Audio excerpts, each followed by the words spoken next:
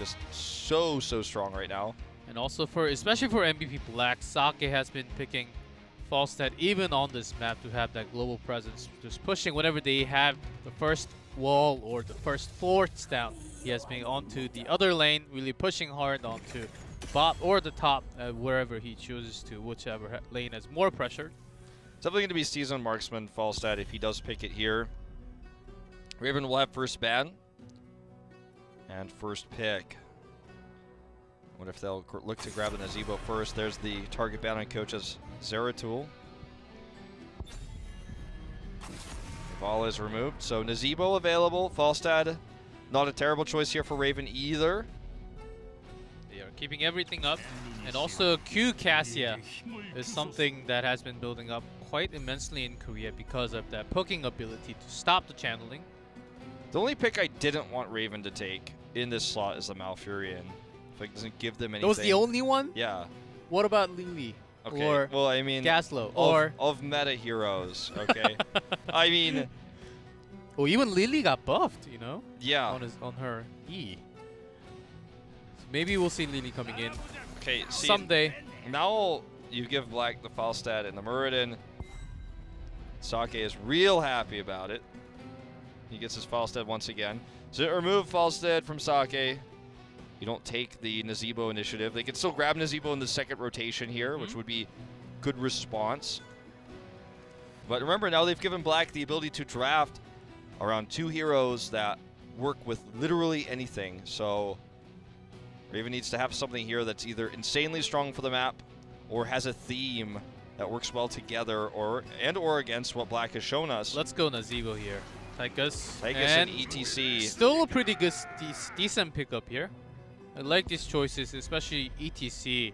Of course, Tychus will have less power with the new ETC, but having that rotational, powerful rotation with CC's power slide coming in for all lanes would be lots of pressure. So this is how you draft properly in terms of not going all in on anything, but also having strong heroes for the map. ETC really strong for the rotations. Tychus good against Muradin. He's got good wave clear. And now Black doesn't have anything they could ban because there's nothing that pairs with any of these 3 heroes for Raven that you're terrified of. Tyrael is, I guess, the one that you're thinking of for the big power slide into the Mosh and the Sanctification. So that's what they choose, but it's not a really strong ban. It's just like, oh, okay, well, now you can't do this really crazy niche thing that is part of the reason why Tyrael is picked with this hero. So well done by Raven in this, I feel, to control the draft. And they themselves could ban the Nazeebo here. Yep, and Black, highly likely they're going to take Nazeebo here. They really just want to ban out these healers today.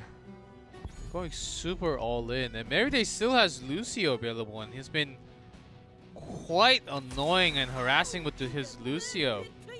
And it's been known to everyone. Quite surprised they instead banned Uther. Yeah, that's an unusual. And what is Uther expected to be paired with here? Something we haven't seen yet, like an Illidan or something coming in? Maybe Shrink Ray onto Tychus for less burst damage. I think you're really reaching, though, if that's why you're I'm just trying to think of some possible ways, because Malfurion Root, along with ETC's Power Slide and Tychus Minigun. I think it's just, I think it was a weak ban, and the Ragnaros pick is unusual, but it can help delay turn-ins, and can be really powerful as a combo hero with whoever they pick as their 5th. That's right. It used to be Sake all the time on Rag, but now that Kyocha has also picked up on Ragnaros. Here's Greymane. So that's going to be the secondary choice, and it looks like our King of the Spider Queen might just not get into this draft. Zarya is going to be the secondary support for the Greymane. Still feels, the draft feels a little bit lacking, but you could see the idea, the concept of protecting this Greymane as he goes in, does the extra damage, gets those finishing kills with Go for the Throat. What is the choice here for Black, though? I think they can still go Nazeebo if they want to, but they would lack a little bit more sustain, because Muradin is the only one in the front line, and Ragnaros could get blown up pretty easily with Power Slides coming in. They could go for Arthas, but I feel like it's a little bit lacking in range damage if they do that. Sake, of course, could build Ragnaros into a little bit more range damage to support the Arthas they're going into if they decide to do that. I think those are the two big picks. The Nazebo is still an option and very good at delaying those turn-ins, denying those, while Sake split soaks. They have decided their minds. It is going to be Cassia again. Cassia again. Well, this is going to get a little bit weird. I wonder who's going to play. It's probably going to be Kyocha on the Ragnaros then. Sake will play the Falstad, and Reset will be on the Cassia, I have to imagine, just like Sky Temple. Reset has been really pushing hard on his hero pools here. Yeah, perhaps Raven was afraid of a Cassia empowered by Uther, and that's why they maybe decided to ban him in this second ban phase. Raven hasn't taken a set off of MVP Black in HGC history. Will this be the first time on Tomb of the Spider Queen? We're going to find out right now. If not, MVP Black is going to close this series out 3-0.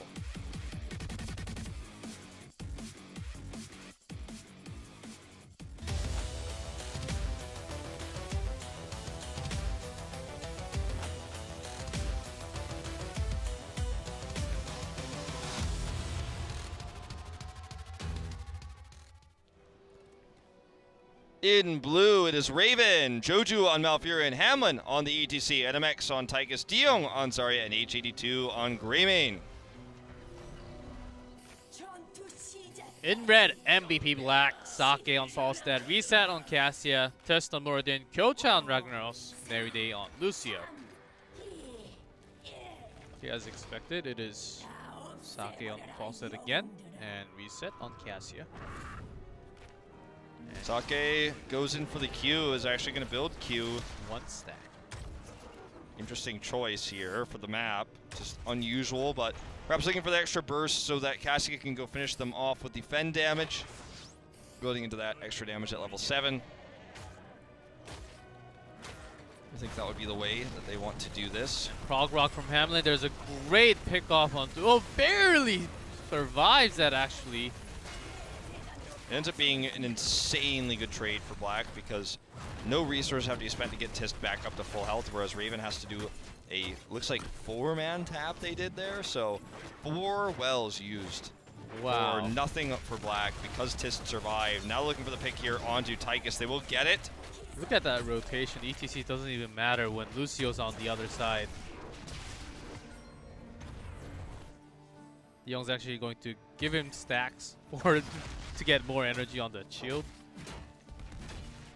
He needs to be careful, Hamlin does. Ooh, it looks like usually when you have ETC on your side, it is ETC that goes around like that with the rotation. You have the upper hand.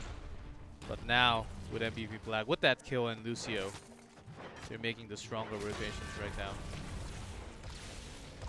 Okay, here's the, speaking of rotations, they're going to jump in onto Diong here. He's taking a lot of damage, but quick rotation back from Raven. This means that Black will have to just reset back to lane. Speaking of reset, that's another Q here. In terms of gems carried, Black has a slight lead, but they keep the lanes pressured. They have gotten more consistent soak these lanes, so they get about a 1/5 of a level lead.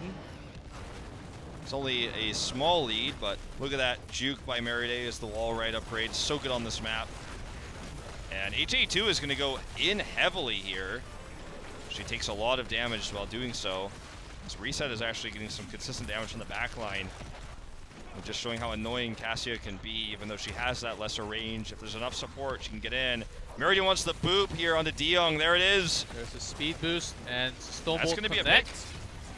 Ouch. A lot of lost gems there. Looks like Reset died meanwhile, but not actually entirely sure how. Anyways, fairly good trade for both sides. Ends up being even. Gems carried still only 5 ahead for Black. Joju is just gonna have to be safe here. Ooh, pushing the boundaries, but it's like we're gonna see a ping drop out as Raven wants to look for a pick onto Kyocha, but he's well protected. Let's see, Reset, face check, almost. And does get rooted. Will there be enough damage? Not likely. He walks, man, and when he walks, he gets that protection. He gets that armor. Diong is being body blocked here. Not able to do his full damage. There's the kill over the wall with autos. Going to be a double for MVP Black. Messy, and that's going to be enough for a turn-in here. With those kills, the extra gems collected. Sake going to turn in 5, and they just need the 11 more. Meride is probably going to be the guy. Actually being super aggressive here. They want to clear the lanes before turning in to make sure the web weavers actually push as far forward as possible. Looks like that's the idea here. Get that safe soak, not missing any EXP while turning in. So Furious Hungers does finish here, pre-4. So quick quest for Kyocha. That's right. They have all the pressures in all lanes, even if ETC is on the other side now with the walls already broken onto Raven. There's a great power slide onto pick to Kyocha, but does not pick a kill yet. That took so long, and NMX will basically lose his life. He's gonna pay for it. But this positioning is actually so good for Raven. Even the fort is hitting them. Yeah, Sake still comes in to help get that pick off. They make it a double. There's Raven using a lot, extending there a lot, I should say, to get that pick, which put them away from the fort just enough for Sake could rotate in for the kill. They didn't really think about him as a factor because they just considered him to be split soaking. He was, but he still came up quickly. This map has very short distance between lanes, and now he's pushing down the wall down here in bot.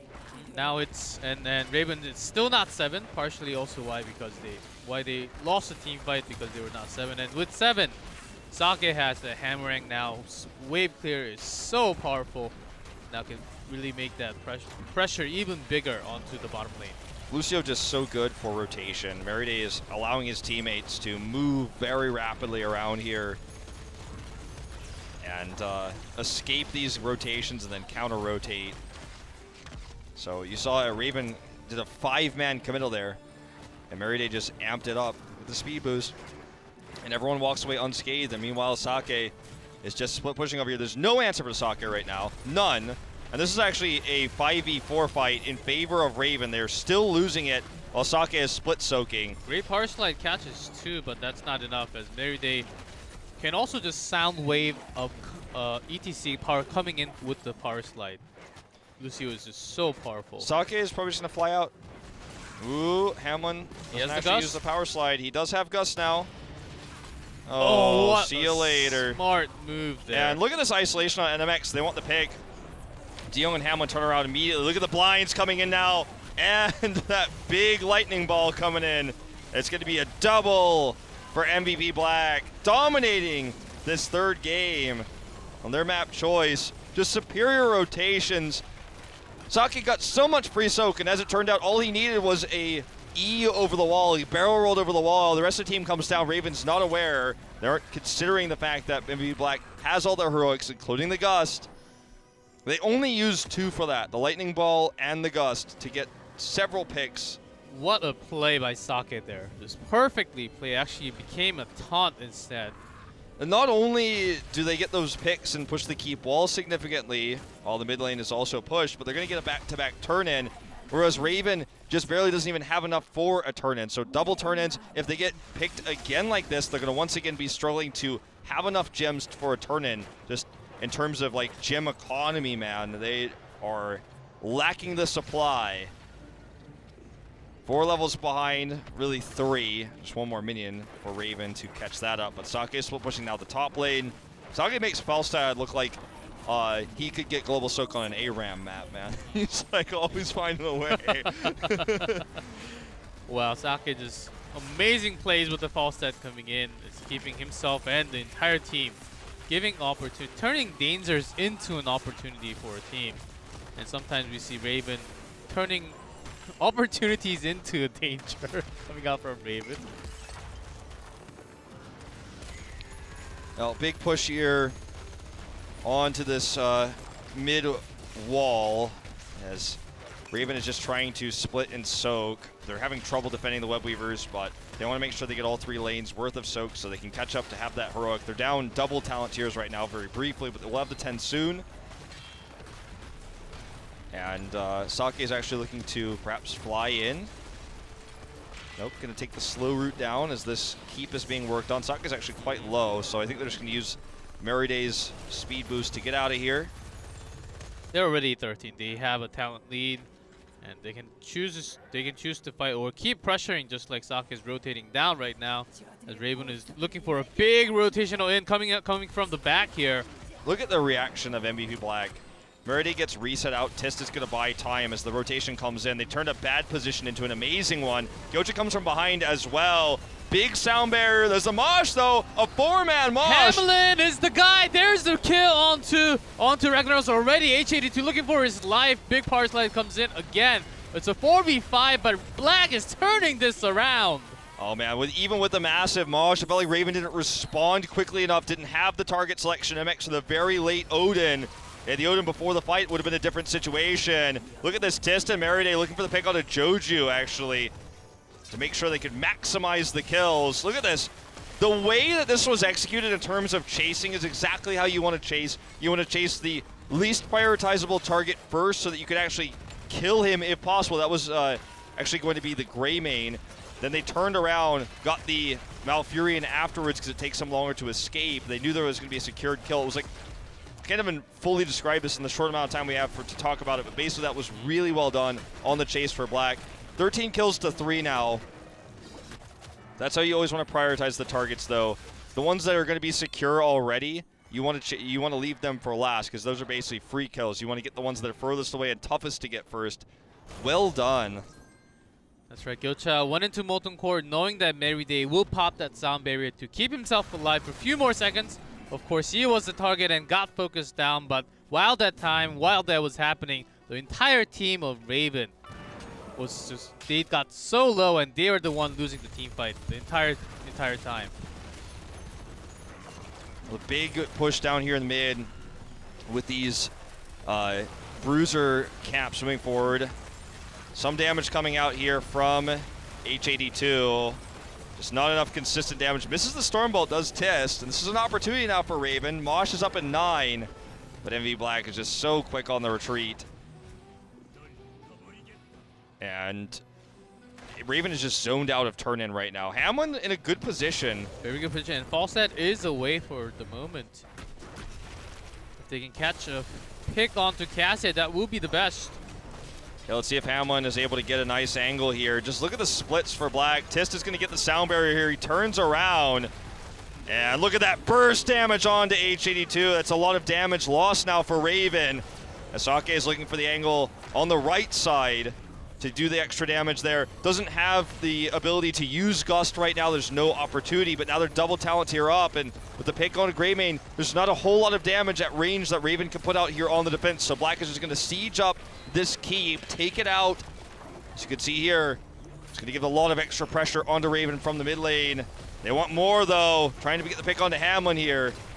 Good retreat, power slides away. Barely power slides away, but that's not going to be enough. Even cleanse is not enough for Zarya. That's going to be a pick for sure. Looking for this could be game if they get more. They're going to get H82 once more here. Just caught, and the Molten Core is interrupted by Hamlin. Nicely done, but in a few seconds he could use it again, but it might not matter as NMX is going to get caught in Odin form. Once again, prioritize the harder to get target first. Joju is the free target I was talking about in this situation.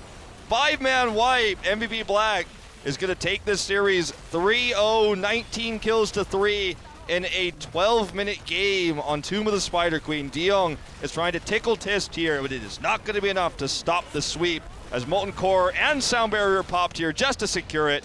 MVP Black with a 3-0 victory as expected here against Raven. What a strong performance. Of course it was expected from MVP Black to win the series 3-0.